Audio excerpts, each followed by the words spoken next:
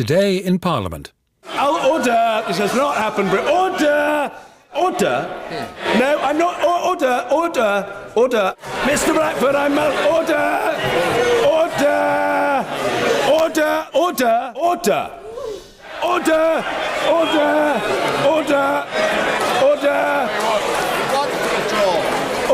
I'm back. Order!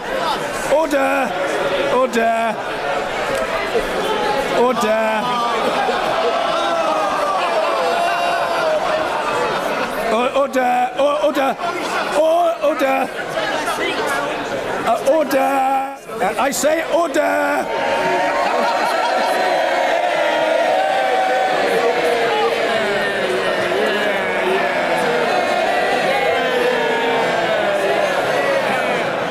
I say only to the House, order! With the BBC News, Neil Nunes.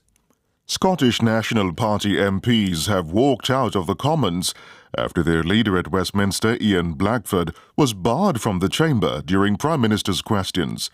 Mr. Blackford was thrown out by the Speaker, John Bercow, when he refused to sit down after complaining that Scotland was being sidelined on Brexit. Here's our political correspondent, Jessica Parker.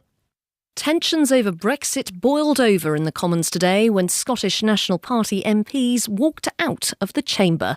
The SNP has long been unhappy about the way EU powers are to be distributed, but in a move that saw an already lively Commons descend into chaos, the party's Westminster leader tried to interrupt Prime Minister's questions by demanding a vote on having the chamber sit in private as a means of protest.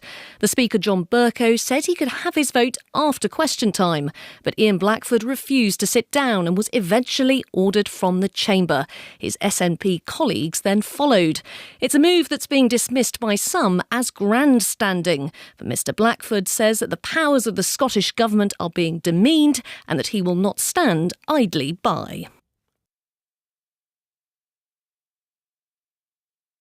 SNP members of the Westminster Parliament have walked out of the House of Commons in protest at how the government handled last night's votes on Brexit. Carolyn Quinn once again is at Westminster. Well, Eddie, that was a moment, even set against all the recent dramas we've seen of the Brexit votes. SNP MPs are outraged that during yesterday's EU Withdrawal Bill, they were given just 15 minutes to debate devolution matters. Now, there's a great big standoff going on at the moment over how long it might take for powers over 24 areas like agriculture and the environment to be returned to Holyrood after Brexit happens. Now, the government at Westminster say that those powers have to come to Westminster first so that they can devise UK-wide regulations and draw something up for the whole of the UK.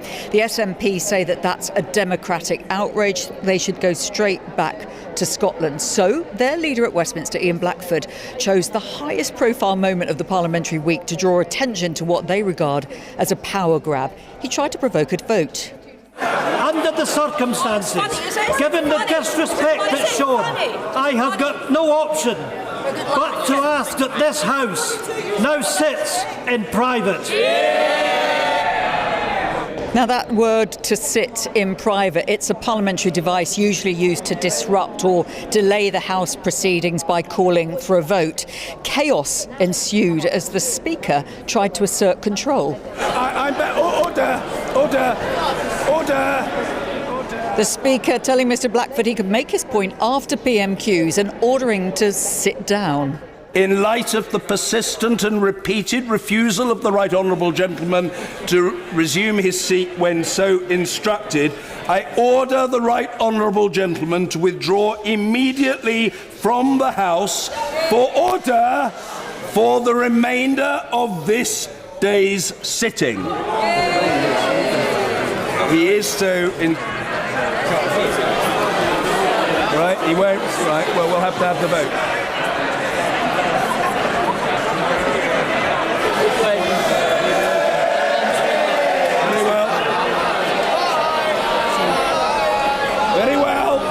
Very well.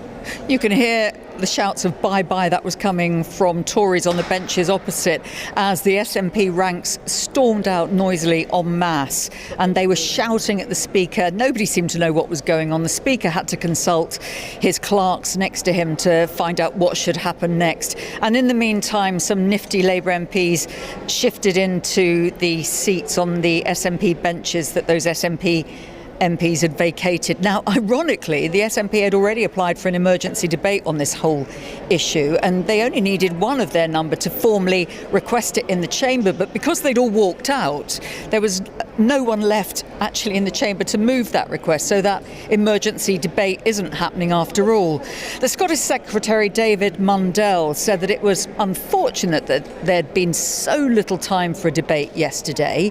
He blamed Labour for pushing too many votes on a number of issues, and he told me afterwards that he would be making a statement in Parliament tomorrow. All the polling that's ever taken place on the subject shows that people in Scotland want their two governments to work together. They don't want them to be engaged in these sort of pinhead constitutional arguments. They want them to be working together. We've shown in many areas that we have the capacity to work together, and that will continue to be my approach. I mean, I make it very clear I'm happy, even though we've had this stunt, even though we've had the disagreements on the constitutional future of our country, I'm happy to work with anyone for the benefit of the people of Scotland. So your door is open to Ian Blackford should he choose to come and see you today? Or? My door is always open to Ian Blackford, and he might even find that there was a small glass of whisky behind it if he wanted to come and see me. Well, Ian Blackford, who'd been told that he couldn't return to the chamber for the rest of the day, had headed off to the Green opposite Parliament by that stage, where I caught a word about what he'd just done. It's not a stunt. I mean, we're very angry at the position that we're now in, because the government, we have to reflect on the fact that the government has pushed through legislation that is taking back responsibility for devolved powers. We are very angry about that, because we've got a responsibility to stand up for the interests of the Scottish Parliament. I would simply say to David and his colleagues in the Conservative government, of course I will engage with them. I want to see a resolution to this. But the government in London has got to show respect to the Scottish Parliament. The Prime Minister refused to engage in that, and I legitimately been pushed for a division at Prime Minister's question time. I was entitled to do that under standing orders. The Speaker wouldn't let me do it. Actually, I would have welcomed having a debate, but a debate in itself is not going to deal with the fundamental problem, which is one of legislation.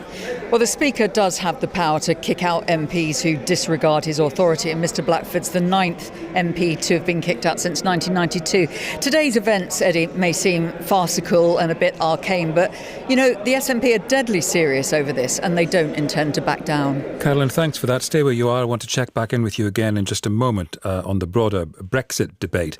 But let's hear now from Sarah Smith, our Scotland editor. Sarah, thanks for joining us.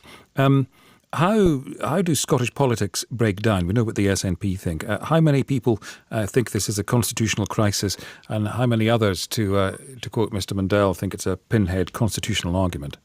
Well, I'll give you one number. 1,000 new members have joined the SNP this afternoon since Ian Blackford and the rest of the SNP's parliamentary cohort walked out of the chamber.